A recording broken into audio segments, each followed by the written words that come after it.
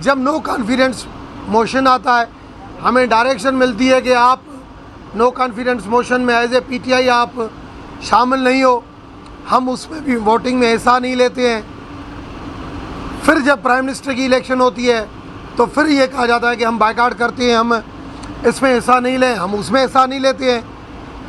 63A1A की बात की गई कि इसने ये पार्लियामेंट्री पार्टी छोड़ी और दूसरी पार्लियामेंट्री पार्टी, कोई उसका प्रूफ। मेरा यही मौक़िफ़ इलेक्शन कमीशन के सामने था कि रेफरेंस इस तरीके से स्पीकर 20 लोगों का पार्टी चेयरमैन की वजह से और ये सबको एक ही नोटिस भेज दे और यहाँ पे 20 एमएनए आके खड़े हो जाएं कि भाई आपको इसका जवाब देना है, ये मेंटेनेबल है या नहीं है। तो कमीशन ने मेरी बात सुनी है, उन्होंने कहा है कि बिल्कुल आप इस चीज़ के ऊपर 6 तारीख को रिप्लाई जमा करें और 7 तारीख को हम इसके ऊपर सुनेंगे मेंटेनेबिलिटी के ऊपर भी। ऐसे तो नहीं हो सकता कि आपके पास कोई ठोस सबूत नहीं हो, चाहे पार्लियामेंट्री पार्टी के रेजिग्नेशन का हो, चाहे नो कॉन्फिडेंस मोशन के अंदर वोट का हो, चाहे कॉन्फिडेंस के मोशन के वोट का हो, जो 63 की क्लासेस हैं उनमें से कोई आपके पास प्रूफ नहीं है। और आप कहें कि इन्होंने मीडिया के ऊपर बात की और उन्होंने ये बात की मीडिया के ऊपर, तो मैं आज भी कहता हूँ कि हमारी गवर्नमेंट की पॉलिसी जो गलत थी। इवन मैंने आज आर्टिकल लिखा है कि श्रीलंका का जो उल्मे अभी हुआ है वो हमसे कोई मुख्तलिफ नहीं है। मैं 22 साल से पार्लियामेंट का हिस्सा हूँ। मैंने आज ये भी लिखा है कि 22 सालों से जो भी हुकूमत आती है कर्जा लेती है, मुल्क कर्जों में डूबता जाता है, टाइम बिंगली जो है आवाम का फ़ायदा सोचा जाता है, मगर उसकी रिज़ल्ट ये आती है कि दोबारा हम कर्जों में। और यही हुआ हाल श्रीलंका का। 2019 में एक श्रीलंका जैसे जजीरे को एक अवार्ड याफ्ता मुल्क डिक्लेयर किया जाता है कि यहाँ पे टूरिस्ट आते हैं, ये अच्छा मुल्क है। आज जो है श्रीलंका का दिवालिया निकल चुका है, उसके पास इंपोर्ट के पैसे नहीं है, डीजल के, उसके पास खाने। यही हालात हम लेके आए थे। मैंने आज अपने आर्टिकल में लिखा है ये कि हमें इन चीज़ों को दुरुस्त करने के लिए अपने मुल्क को सही समित में लेके जाना पड़ेगा।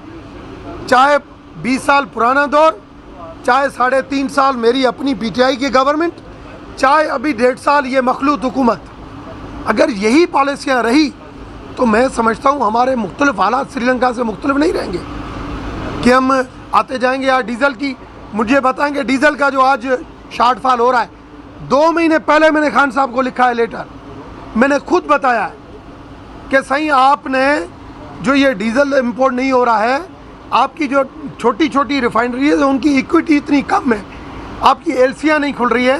पीएसओ के अलावा बड़ी जो कंपनियां हैं, पीएसओ के अलावा जो छोटी कंपनियां उनकी एलसी नहीं खुल रही हैं कि पेट्रोल अगर प्राइस कम हो जाए, बैरल अगर कम पे चला जाए तो कैसे ये जो है वो शॉर्टफॉल पूरा करेंगे, वो तो कंपनियां डिफॉल्ट में।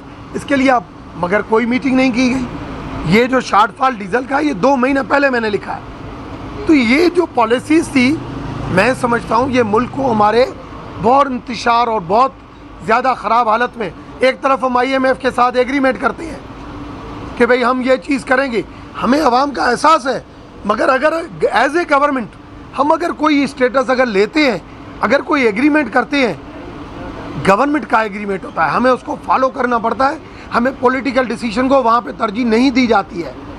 मगर हमने वहाँ पे पॉलिटिकल डिसीजन, IMF का प्रोग्राम जो है वो डाउन हुआ, वो रुका, आपने देखा कि डॉलर किस तरीके से बढ़ा। आज हमें वो सोचना चाहिए कि $1 बढ़ने के लिए ये हमने खान साहब को बातें अपनी याद दिलाई और आज भी याद दिलाते हैं। आज भी मैं मैसेज करते हैं कि सर ये आपकी गलतियाँ थी।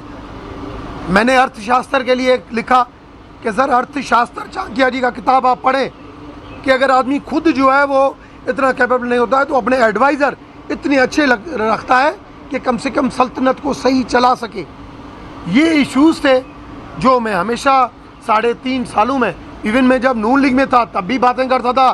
3.5 साल खान साहब के पास रहा, बहुत मरतबा रिटन में चीज़ें दी, बहुत मरतबा वर्बली बताई, ये हमारा कसूर था। तो आज जो है पार्टी, अगर डेमोक्रेसी की बात की जाती है तो पार्टी के अंदर भी डेमोक्रेसी रखें, पार्टी के अंदर भी आप इख्तलाफ को सुने। ये पिक एंड चूज़ की सियासत नहीं करें। पिक एंड चूज़ की सियासत करके और रेफरेंस, ये रेफरेंस तो मुझे पता है ये इस रेफरेंस में कुछ नहीं है, ये मेंटेनेबल ही नहीं है, ये रेफरेंस खारिज हो जाएगा। मगर आपने अपने ही लोगों को, मैं जब इस रेफरेंस से पहले खान साहब से मिला, मैंने उस टाइम पे बताया, मैंने कहा सर जो आपको आपकी इंटेलिजेंस बता रही है, आप उसी इंटेलिजेंस के कहने के ऊपर अपने मेंबरों को दूर कर रहे हैं। खुदारा शक करना छोड़ें, आप अपने तरीके और अपनी हुकूमत के अहदाफ उसको आप पूरा करें। मगर हमने खुद अपने पाँव पे ऊपर कुल्हाड़ी मारी, ये चीज़ें थी।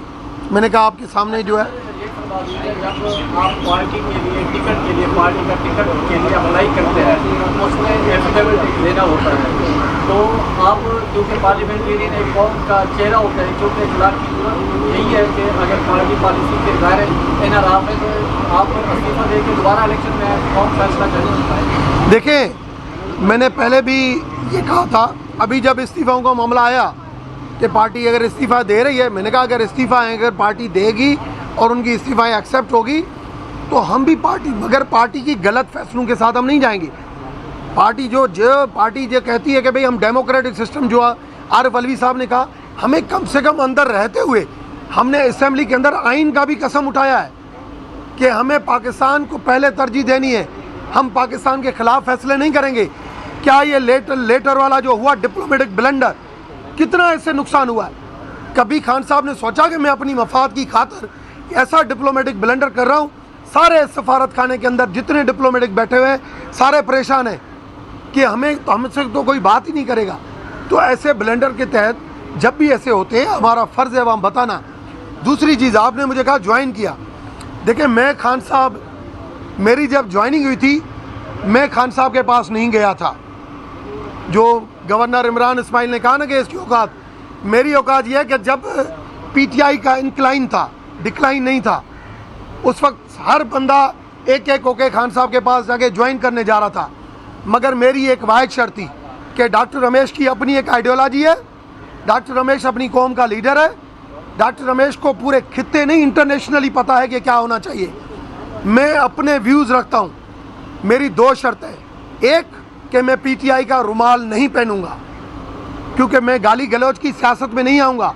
इन पौने 4 सालों के अंदर मुझे आप PTI का रुमाल नहीं देखेंगे, नहीं ज्वाइनिंग के टाइम पे, नहीं बाद में। दूसरा कि मैं खान साहब के पास नहीं जाऊंगा, खान साहब मेरे घर पे आएंगे। अगर मुझे वो चाहते हैं मुल्क की खिदमत के लिए, खान साहब मेरे पास आए थे, मगर फिर भी मेरी पार्टी के लीडर है, मैंने उनके साथ काम किया, मुझे उसके लिए रेस्पेक्ट है, क्योंकि मैं तमीज़ और तहजीब के दायरे से कभी नहीं निकलता हूँ, नहीं मुझे निकलना चाहिए, जो मैंने अपने बड़ों से सीखी है। मगर आप इस तरीके से गाली गलौज, मैंने जब ये चीज़ हुई शहबाज गिल वाली, मैंने खान साहब को लेटर लिखा है, ये इसके बाद की बात है कि सर मैं PTI का हिस्सा हूँ, आपको इसके ऊपर एक्शन होना चाहिए। क्या उन्होंने एक्शन लिया? क्या ये गाली गलौज मदीना रियासत के ऊपर मेरी रिसर्च है। खान साहब रोज़ाना मदीना रियासत का नाम लेता है, मैं उन चीज़ों को अपनाता हूँ। मैं आखिरी पैगंबर की लाइफ को जितना मैंने पढ़ा है, जितना मैंने पहले दिन हमारी PTI की गवर्नमेंट बनने के बाद मदीना रियासत के ऊपर आर्टिकल लिखा कि आप बार बार आखिरी नबी की बात करते हैं, उन्होंने सबको माफ़ किया था। मैंने नेल्सन मंडेला के ऊपर लिखा कि साउथ अफ्रीका में इतना अरसा उन्होंने जुल्म सहने के बाद उन्होंने कहा कि मुझे साउथ अफ्रीका के लिए बेहतर हालात चाहिए। मैं सबको कहता हूं कि आएँ, एजुकेशन दें और सब आगे आएँ और मुल्क की बेहतरी के लिए काम करें। ये नया नारा था। ये नारा नहीं था कि 3.5 साल के अंदर हम चोरों को नहीं छोड़ेंगे, हम डाकुओं को नहीं छोड़ेंगे, हम ये नहीं करेंगे। फिर सामने से जवाब आता था, हम नालायकों को नहीं छोड़ेंगे, हम ये नहीं करेंगे। पार्लियामेंट को मजाक बनाया गया, गाली गलौज की सियासत की गई। और मैं आज भी कहता हूँ, जो अभी हुकूमत बनी है, खुदारा गाली गलौज की सियासत से दूर हो जाएं, इस पार्लियामेंट के तक़द्दुस का पामाल अब नहीं करें। कम से कम पार्लियामेंट के अंदर तमीज़ और तहजीब के, और मीडिया के अंदर, ग्रुप के अंदर आप बैठें, आप आर्ग्यूमेंट के साथ बात करें। एक दूसरे के सामने चीखते चीखते जो बात करना, लोगों ने TV तक छोड़ दिया देखना। हमारे बच्चे पहले अब तो बच्चे TV देखना ही छोड़ देते हैं कि भाई ये कोई ना कोई बात करेगा। चंद लोग होते हैं जो तमीज़ के दायरे में बात करते हैं, उसको सुनते हैं। मीडिया की भी रेस्पॉन्सिबिलिटी है। जो लोग इस तरीके से जुदा रखें, इस तरीके से गाली गलौज दें, आप उससे बायकाट करें। आप उसको नहीं कि मीडिया की रेटिंग की खातिर आप उसको कहें कि इसकी रेटिंग जो है वो अच्छी आएगी, आप उसको लेके जाएं। अपने मुल्क के ऊपर रहम करें। मुल्क को अच्छी सिमत पे लेके जाए। शुक्रिया।